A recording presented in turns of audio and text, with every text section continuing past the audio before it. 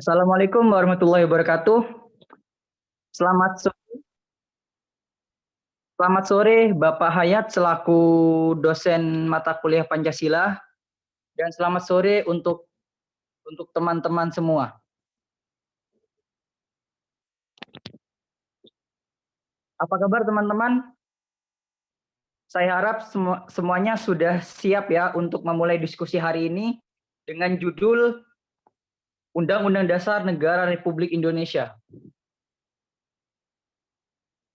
Sebelum presentasi dimulai, saya akan membacakan alur diskusi hari ini.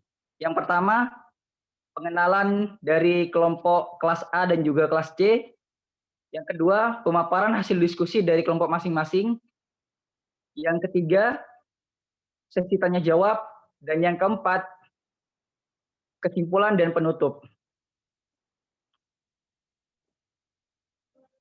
Untuk memulai jalannya diskusi hari ini, saya akan mempersilahkan untuk kelas A mempresentasikan hasil diskusinya hari ini. Saya persilahkan.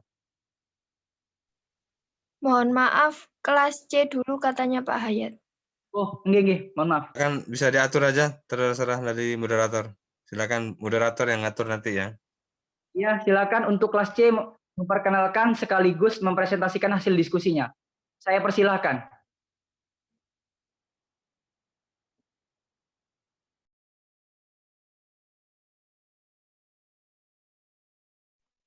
Perkenalkan, nama saya Muina Safitri.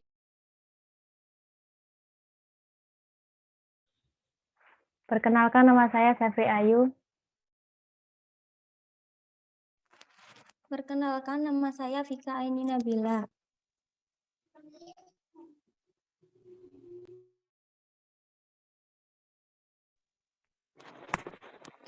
Hubungan Pancasila dengan UUD 1945.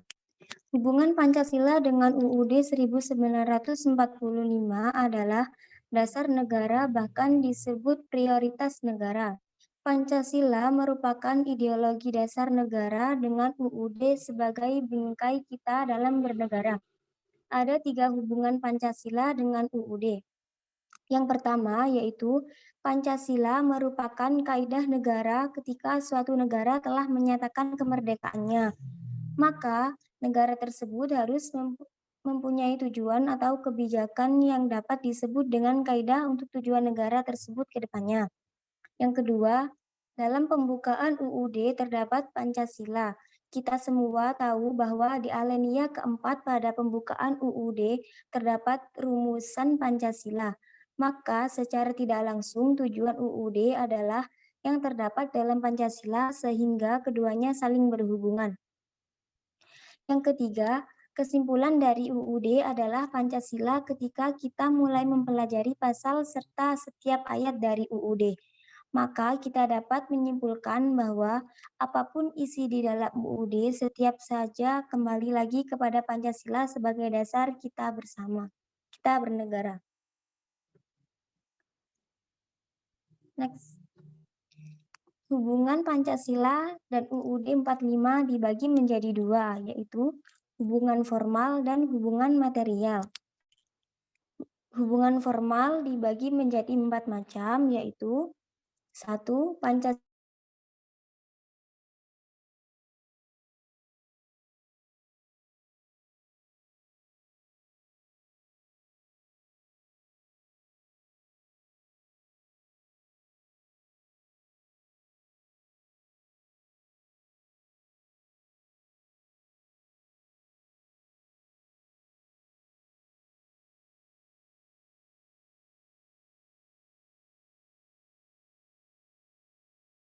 1945 sebagai hukum dasar tertulis bangsa Indonesia. Sebagai hukum dasar yang tertulis artinya UUD 1945 adalah hukum yang tertinggi atau yang tertulis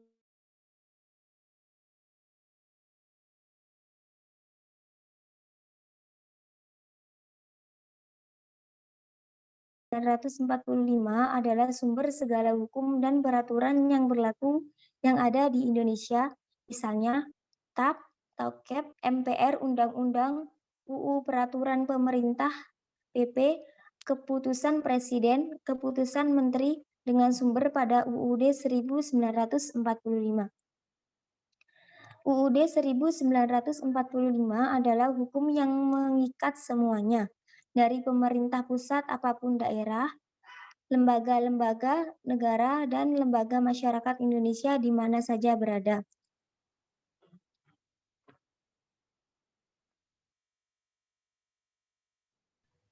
Hukum dasar tidak tertulis. Hukum dasar tidak tertulis atau konvensi adalah aturan-aturan dasar yang timbul dan terpelihara dalam praktek penyelenggaraan negara yang sifatnya tidak tertulis. Konvensi mempunyai sifat-sifat sebagai berikut. Merupakan kebiasaan yang berulang kali dan terpelihara dalam praktek penyelenggaraan negara, tidak bertentangan dengan Undang-Undang Dasar dan berjalan sejajar diterima oleh seluruh rakyat, bersifat sebagai aturan pelengkap sehingga memungkinkan sebagai aturan-aturan dasar yang tidak terdapat dalam UUD.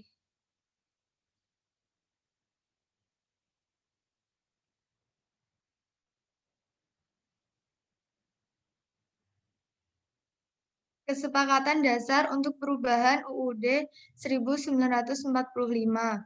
1. Tidak mengubah pembukaan UUD Dasar Negara Republik Indonesia tahun 1945. 2. Tetap mempertahankan Negara Kesatuan Republik Indonesia. 3. Mempertegas sistem pemerintahan presidensial. 4. Penjelasan Undang-Undang Dasar Negara Republik Indonesia tahun 1945 yang memuat hal-hal normatif akan dimasukkan ke dalam pasal-pasal atau batang tubuh. Dan 5. Melakukan perubahan dengan cara adendum. Next.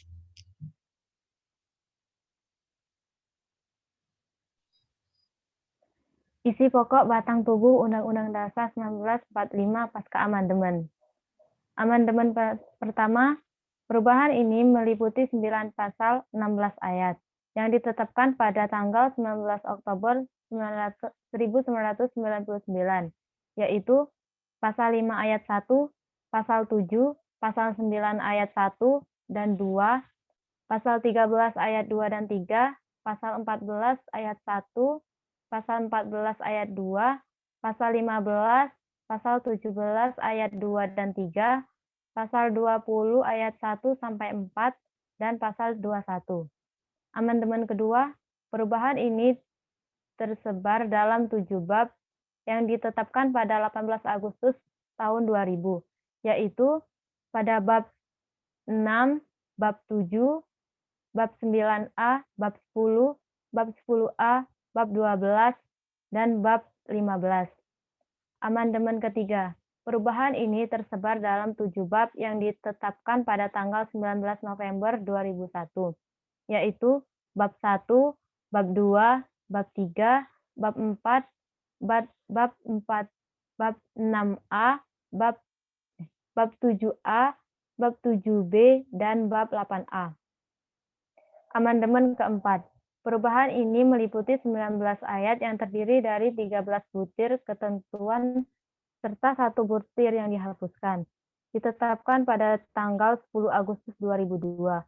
Pada amandemen keempat ini ditetapkan bahwa Undang-Undang Dasar 1945 sebagaimana telah diubah merupakan Undang-Undang 1945 ditetapkan pada tanggal 18 Agustus 1945 dan diberlakukan kembali melalui Dekrit Presiden 5 Juli 1945. Next.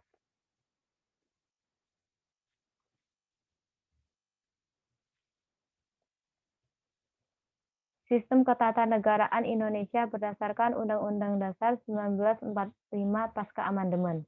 Undang-Undang Dasar merupakan hukum tertinggi di mana kedaulatan berada di tangan rakyat dan dijalankan sepenuhnya menurut Undang-Undang Dasar. Ada beberapa perubahan prinsip dalam sistem ketatanegaraan Republik Indonesia pasca perubahan atau amandemen Undang-Undang 1945, yaitu mempertegas prinsip negara berdasarkan hukum, pasal 1 ayat 3, mengatur mekanisme pengangkatan dan pemberhentian para pejabat negara seperti hakim, sistem konstitusional berdasarkan pertimbangan kekuasaan atau check and balance. Setiap lembaga negara sejajar kedudukannya di bawah Undang-Undang Dasar 1945. Tetapkan kembali lembaga-lembaga negara yang ada serta membentuk beberapa lembaga yang baru. Penyempurnaan pada sisi kedudukan dan kewarganegaraan masing-masing lembaga negara disesuaikan dengan perkembangan negara demokrasi modern. Next. Kontribusi umat Islam dalam perundang-undangan di Indonesia. Kontribusi umat Islam dalam perumusan undang-undang dan penegakan hukum di Indonesia tampak jelas setelah Indonesia merdeka. Sebagai hukum yang tumbuh dan berkembang dalam masyarakat, hukum Islam telah menjadi bagian dari kehidupan bangsa Indonesia yang mayoritas beragama Islam. Realitas kehidupan beragama di Indonesia lainnya adalah maraknya kehidupan beragama Islam setelah tahun 1966 dan perkembangan global kebangkitan umat Islam di seluruh dunia. Kontribusi umat Islam dalam perumusan dan penegakan hukum pada akhir-akhir ini semakin tampak jelas dengan diundangkannya beberapa peraturan perundang-undangan yang berkaitan dengan hukum Islam. Dengan demikian, kontribusi umat Islam dalam perumusan peraturan perundang-undangan di Indonesia sangat besar.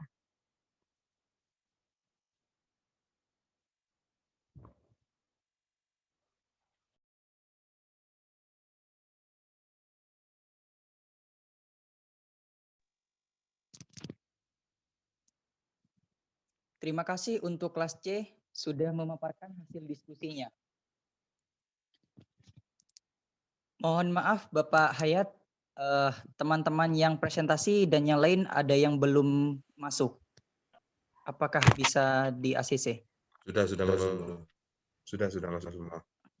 Oke Pak, terima kasih Pak. Untuk presentasi selanjutnya, saya akan mempersilakan kelas A untuk mempresentasikan hasil diskusinya. Untuk perkenalan diri dan juga sekaligus hasil presentasinya, saya persilahkan.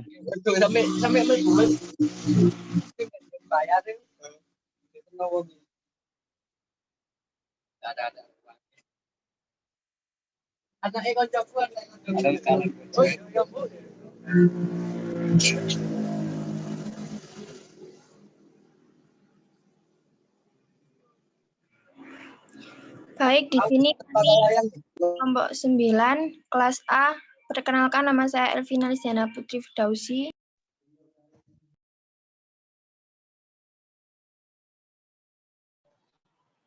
Dan saya Windy Aprilia. Dan saya Putri Armila Nabila.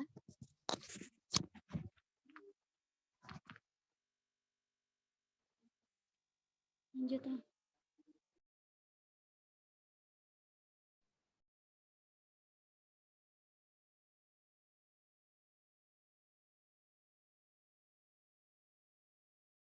Ya.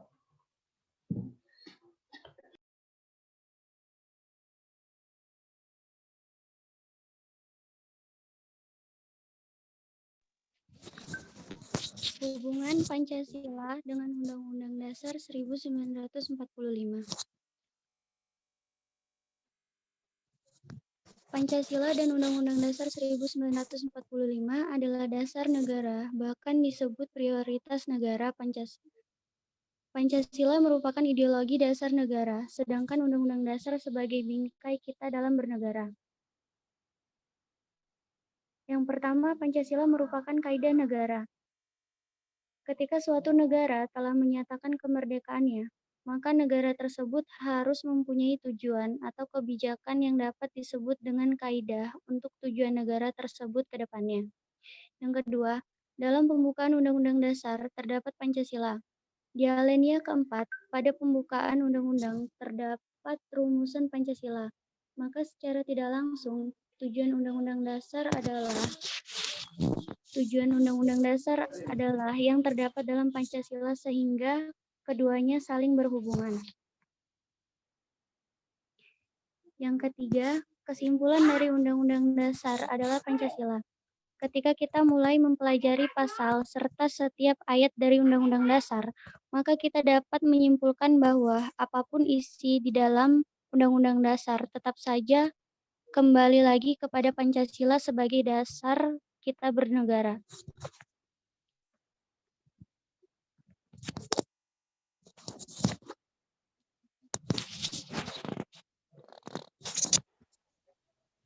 Ini lanjut.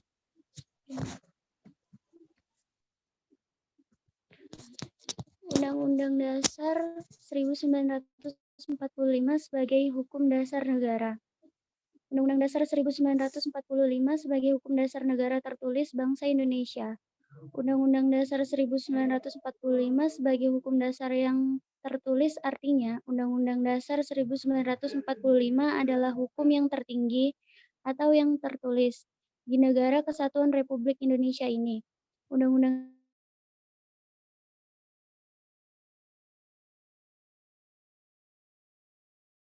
Dasar 1945 merupakan Dasar 1940 dan peraturan yang berlaku yang ada di Indonesia. Undang-Undang Dasar 1945 adalah hukum yang mengikat semuanya dari pemerintah pusat maupun daerah, lembaga-lembaga negara, dan lembaga-lembaga masyarakat Indonesia di mana saja berada.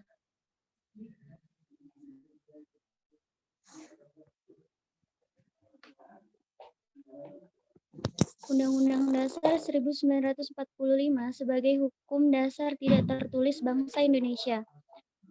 Hukum dasar yang tidak tertulis atau sering disebut konvensi merupakan aturan-aturan dasar yang timbul dan terpelihara dalam praktek penyelenggaraan negara. Konvensi ini merupakan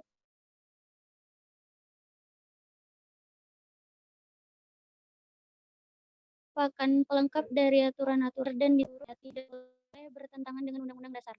Dalam praktek penyelenggaraan negara yang sudah menjadi hukum dasar tidak tertulis, yaitu pidato kenegaraan Presiden di depan sidang DPR setiap tanggal 16 Agustus, penyampaian pertanggungjawaban Presiden di depan MPR dan penilaian MPR terhadap pertanggungjawaban tersebut, rancangan GBHN oleh Presiden pada MPR. Selanjutnya,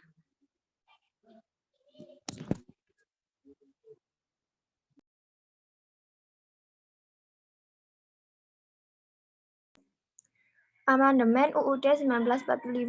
Amandemen adalah perubahan resmi, dokumen resmi atau catatan tertentu tanpa melakukan perubahan terhadap Undang-Undang Dasar. Bisa dikatakan melengkapi dan memperbaiki beberapa rincian dari UUD yang asli. Perubahan Undang-Undang Dasar 1945 untuk menyempurnakan aturan dasar seperti tatanan negara, kedaulatan rakyat, HAM, pembagian kekuasaan, eksistensi negara, demokrasi, dan hukum. Selanjutnya, tujuan amandemen. Tujuan perubahan Undang-Undang Dasar 1945 untuk menyempurnakan aturan dasar seperti tatanan negara, kedaulatan rakyat, HAM, pembagian kekuasaan, eksistensi negara, demokrasi, dan hukum. Perubahan tersebut sebagai respon tuntutan reformasi pada waktu itu. Tuntutan tersebut antara lain dilatar belakangi oleh praktek penyelenggaraan negara pada masa pemerintahan rezim Soeharto, alasan filosofis, historis, yuridis, sosiologis, politis, dan teoritis juga mendukung dilakukannya perubahan terhadap konstitusi. Selain itu, adanya dukungan luas dari berbagai lapisan masyarakat. Perubahan UUD 1945 bukannya tanpa masalah, karena ada sejumlah kelemahan sistematika dan substansi UUD pasca perubahan seperti inkonsisten, kerancuan sistem pemerintahan, dan sistem ketatanegaraan yang tidak jelas. Perubahan Undang-Undang Dasar ternyata tidak dengan sendirinya menumbuhkan budaya taat berkonstitusi. Amandemen Undang-Undang Dasar 1945. Amandemen pertama yaitu Amandemen dilakukan pada sidang umum MPR pada 14 sampai 21 Oktober 1999. Pada amandemen pertama menyempurnakan 9 pasal, yakni pasal 5, pasal 7, pasal 9, pasal 13, pasal 15, pasal 17, pasal 20, dan pasal 21. Ada 2 perubahan fundamental yang dilakukan, yaitu pergeseran kekuasaan membentuk undang-undang dari Presiden ke DPR, dan pembatasan masa jabatan Presiden selama 5 tahun dan sesudahnya dapat dipilih kembali dalam jabatan yang sama.